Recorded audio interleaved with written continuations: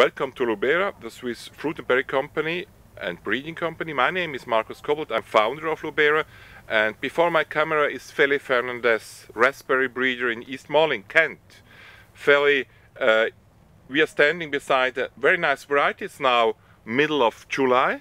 This primocane variety hasn't red fruit, but it's full of fruit. Can you explain me why this variety has a nice plant architecture? Well, this is a very early primocane selection, as you can see. It will have ripened fruit? It will have ripened fruit in probably the end of next week, the beginning of the following week. Basically, it's the result of recurrent selection. So if you cross early material with good plant architecture with other early material that has good plant architecture, and you select consistently for branching. So I could have something like the one next door, and we have a lot of material like this as well, that has a more upright, with more apical dominance. Yes, more apical dominance and less branching, and that is more the typical architecture for a primocane raspberry. We know from Autumn Bliss. Autumn Bliss, for example, Autumn Treasure. There's lots of varieties like this. Now, when you go back to this one, what you can see is a habit that is more similar to that of a floricane. So the buds will actually break on the primocane season and they will develop a full lateral. So when I look at them and make note, this is what I call a well-developed lateral in a primocane, and that's a very desirable trait. So we select very strongly for good plant architecture, and obviously sometimes for commercial growers that architecture is better, an upright thing that they can manage with less. It's easier to go into the plant. It's easier to go into the plant, it's easier to prune, you don't have to support the laterals, so they both have positive and negative aspects. We tend to try and increase crop load by selecting material with slightly more branched. So we have now learned about a little bit your goals in plant architecture. In terms of fruit size, color, what are your goals? Well, there it depends very much where we're talking of the professional market for commercial production, or we're talking to the amateur market. When it comes to professional growers, fruit size is completely essential. Anything that is not at least 3 to 3.5 grams per berry, there is no point in looking at it. It doesn't matter how fantastic it might be for anything else. Firmness is essential because they have to be transported. When it comes to the gardener's market, I would think flavor is a lot more important. So whether they're a bit softer is not so much of a problem, but the flavor has to be there. Fruit size is also important. Nobody wants to spend 25 minutes to collect 100 grams. So they need to still be ideally over 3 grams, but nobody needs to have a 5-gram berries in their garden. As a commercial grower, that's a lot more important because picking time is very costly. How do you measure quality? We do it in a subjective manner, so we pick our trials twice a week, every week, from the first ripe fruit until they finish for the season. And we measured, we have several descriptors that we measure on a 1 to 5 scale, including redness, brightness, uniformity of size, skin strength that we determine by rubbing the fruit a determined number of times, and texture, which we determine by squeezing quite a few fruit. And basically over the year they will accumulate a number of scores. We will work out some averages, and we will come up with a ranking, as well as obviously me taking notes in the field every week. When you are looking at your breeding pipeline, what are the future developments, especially for the home garden market? What colors, what types of plants? Well, I have an interest in diversity, I suppose, like most breeders. I like to look at different things.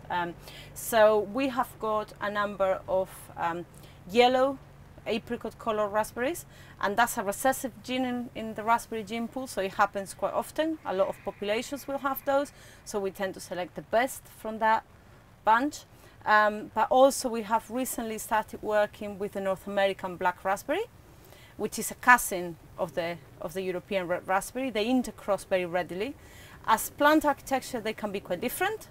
And the black raspberries are tip rooting, and very, very spiny. So we are trying to cross them with their red cousins to make them a little bit more amenable to gardening, so not as spiny, or if possible spine-free, to incorporate pramocrane fruiting into them, and to make them a little bit more easy to grow. But the idea is that we will have some purples coming out of that first generation, and then we will select towards black again. Okay, if you are thinking about primocane raspberries and floricanes raspberries, what are the tendencies in the market? Are you still breeding floricanes?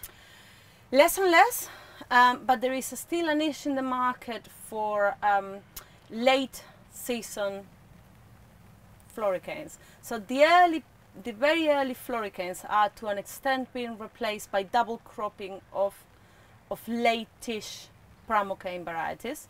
So if let's say this variety was to crop down to here this season, I could cut it down and I could double crop the cane. Our concept of two-timers. Exactly.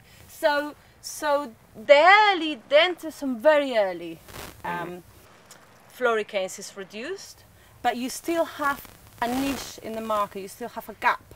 So most of the main season production will still finish by the first week of August. The majority of pramocanes are still coming mainly from the end of August until the end of October in the UK. So you still have the end of August, the middle end of August, the first week of September, where the availability of commercially produced fruit is not very big. There's a lot of import fruit at that time. There is a gap there, so late season floricane are still very interesting, and the eating quality of the floricanes are better. That was my point, because I was today testing and selecting in our joint breeding program some floricane out of your program, and some of them were really extra good. Yes. And so is quality a little bit still linked to floricanes? In my opinion, there is no doubt in my mind that eating quality, flavor in particular, aromatic, is still better in the best floricanes that is on the best pramocanes. The difference is less than it used to be. Some of the new material, pramocane material, has got a lot better, but you still have some aromatics that are difficult to beat on a floricane. Last question, Feli. We talked in the last interview. We talked about that you will have to breed fruit for another 30 years. How will the best primocane raspberry in 30 years look like?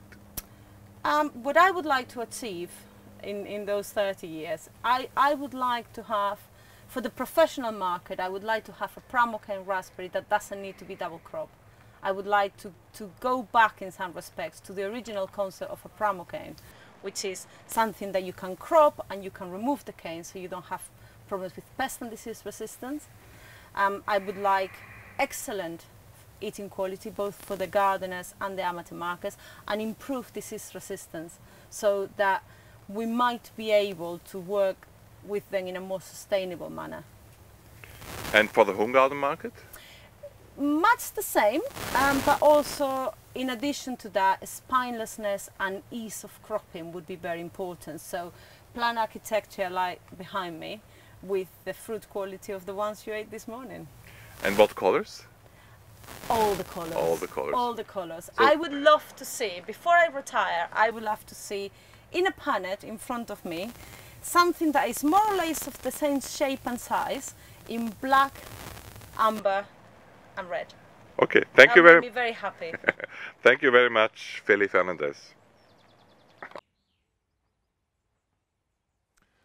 Over this bridge you have to go. Here you go to Lubera UK with all our breedings and thousands of more plants. And here you can subscribe to our YouTube channel. Just go your way.